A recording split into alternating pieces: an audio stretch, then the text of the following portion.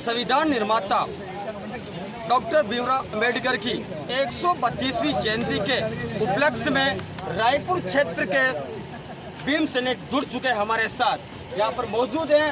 हाल में ही आज ही इनको राष्ट्रीय दलित अधिकार मंच राजस्थान जिग्नेश मेवाड़ी के निर्देश पर रोशन जी खटीक को भीलवाड़ा जिला अध्यक्ष पद पर नियुक्त किया गया और साथ में हमारे साथ अम्बेडकर युवा संगठन के अध्यक्ष ज्ञान जी है और शिक्षक संघ के अध्यक्ष श्याम जी है। इनसे हम बात करते हैं आज का कार्यक्रम में कैसा क्या कार्यक्रम रहा। सबसे डॉक्टर भीमराव अम्बेडकर की जयंती 132 के उपलक्ष्य में क्या कहना चाहोगे? सर, आज हमने डॉक्टर साहब की 132वीं जयंती बड़े हर्ष के साथ मनाई। रायपुर के सभी मोहल्ले में होते हुए और मोहल्ला भी गए हम। मोहना गांव में होकर के वापस बस स्टैंड पर आए और पूरे हर्ष के साथ मनाई। समाज के सभी लोगों ने काफ़ी सहयोग दिया। मुस्लिम समाज का भी काफ़ी सहयोग दिया रहा। उसके लिए करीब 50-60 लड़के और युवा हमारे साथ रहे। कार्यक्रम को सभी ने बहुत आनंद के साथ मनाया। सबसे पहले आपको बधाई जो जिला अध्यक्ष पद पर नियुक्त किए गए हैं।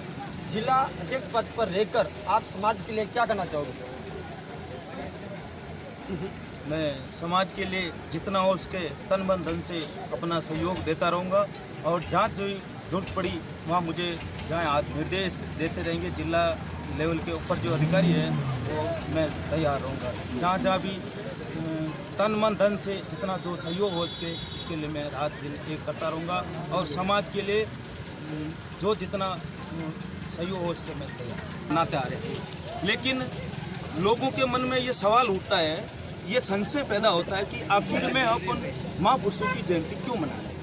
अब हमें समझना होगा कि बाबा साहब के विचारों को दोहराना होगा और उनको सजगता आगे आगे बढ़ाने के लिए अपन जो है मनाते जा रहे हैं। अगर विचार मर जाते हैं तो विचारक मर जाता है और अगर विचारक मर जाता है तो समाज का इतिहास मर जाता है और समाज का इतिहास अगर मर जाता है तो समाज टूट जाता है।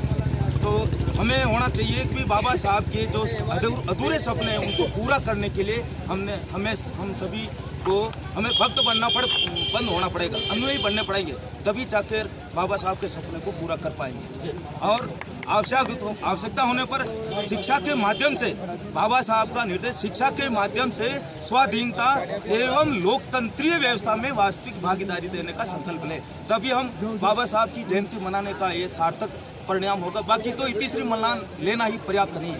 आज आवश्यकता है सभी का हम सहयोग चाहिए। जय भारत। डॉक्टर भीमराव अम्बेडकर की 132वीं जयंती के शुभ उपलक्ष्य में आप क्या कहना चाहोगे? मैं तो यही कहूँगा कि अपन हर साल जब से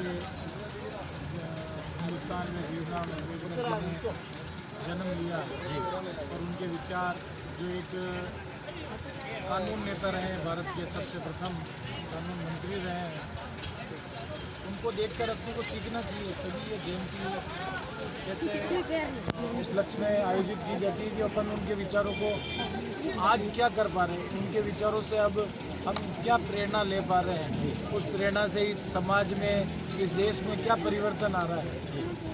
तभी इन जयंती का मतलब है। बाबा भीमराव अम्बेडकर जी जिनके माता 5 साल की कम उम्र में उनको छोड़ के गई, उन्होंने भी संघर्ष किया है। बिना संघर्ष के कुछ नहीं मिलता। हर सत्र अलग अलग कहलाता है, सरकारी सत्र अलग है, राजनीतिक सत्र अलग है, हर क्षेत्र अलग है। पर जो आज जो ये जयंती मनाते हैं उसका एक ही उद्देश्य है कि बाबा साहब क्या चाहते थे हमसे। अगर भीमराव अम्बेडकर साहब ने जो सोचा, जो उन्होंने 1891 में जब जन्म लिया और 6 दिसंबर को उनकी जब डेथ हुई, इतने सालों में आज भी अपन उनको याद करते हैं, तो अपने को यही शिक्षा मिलती है कि महान पुरुषों को अपन हमेशा याद करेंगे और उनकी प्रेरणाओं को अपन जीवन में परिवर्तन करने के लिए ग्रहण करेंगे उनके विचारों को। और जिसने ग्रहण किया वो शिक्षित बना, संगठित बना, और जो शिक्षित बना, संगठित बना, वो अपने जीवन में परिवर्तन लाया। जो पुराने जो उनके परिवार जन जो पुराने ज़माने में जिस तरीके से अपना जीवन यापन करते थे, और आज जो वो जिस तरीके से जीवन यापन करें, जो शिक्षित हैं, वो समझदार हैं, वो समाज को किस तरह आगे बढ़ाते हैं। राजनीति एक अलग क्षेत्र होता है, एजुकेशन एक अलग क्षेत्र है।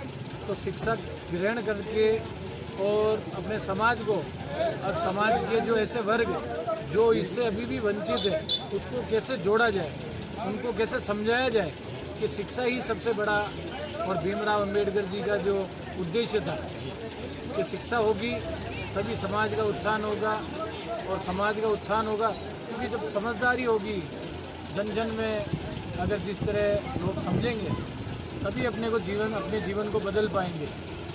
पुराने ज़माने के अगर जीवन जैसे आप देखो और नए ज़माने के जो देखो, आज टेक्नोलॉजी बदल गई है, आज सब कुछ शिक्षा के ऊपर निर्भर है। जैसे आज भी जिस तरीके से जो लोगों के जो नशे हैं, जो अपना इनकम ऑफ सोर्स है वो गलत जगह जा रहा है, और फिर अपन ये कहते हैं कि यार हमारे बदलाव नहीं आ रहा है। अपने कर्मों में अगर भीमराव अंबेडकर जी ने अपने जीवन को बदला, इसीलिए आज हम सब उनके विचारों से बदलना चाहते हैं। और जिसने ग्रहण किया, जैसे भले वो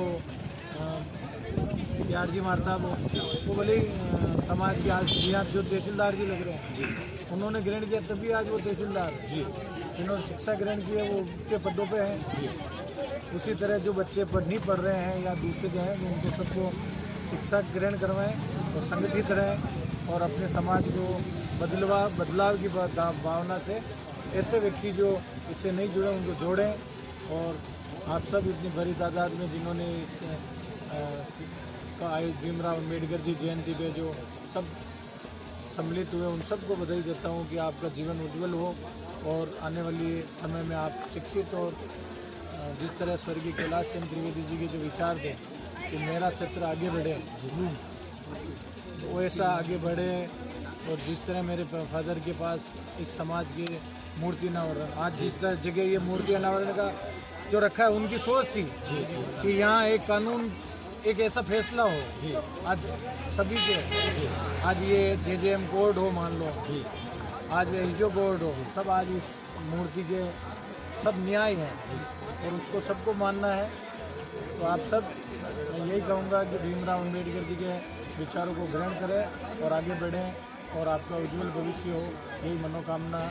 जय हिंद, जय भारत। ये संदेश देना चाहूँगी कि संघर्ष करो, संगठित रहो, शिक्षित बनो और संघर्ष करो, और ज़्यादा से ज़्यादा आप एक ही काम करो, शिक्षा का बढ़ावा दो, और जो ये फालतू जो फिजूल खर्चा है वो खर्चा बंद करो। और मेरा निवेदन है कि जो भी नशा वशा है, ये नशे वाली चीज़ें सब बंद की जाए, और अपने बच्चों को ज़्यादा से ज़्यादा शिक्षा से जोड़ें। और किसकी भी फीस नहीं हो रही, किसी के पास पैसा नहीं है, क्या नहीं है, वो हमको बताएं, हम उनकी हेल्प करेंगे यूनिफॉर्म के लिए, किताबों के लिए और फीस के लिए। जय भीम, जय भारत। पंजवाद से आजादी, जातिवाद से